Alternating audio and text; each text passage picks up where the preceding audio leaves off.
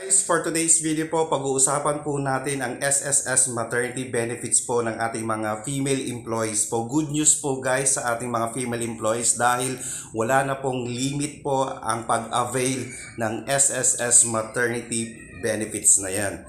Unlike po before na apat lang po hanggang apat lang po noon. Pero ngayon wala na pong limit para ma-avail ang SSS maternity benefits, provided lang po na dapat po updated po tayo sa pagbabayad ng ating contributions.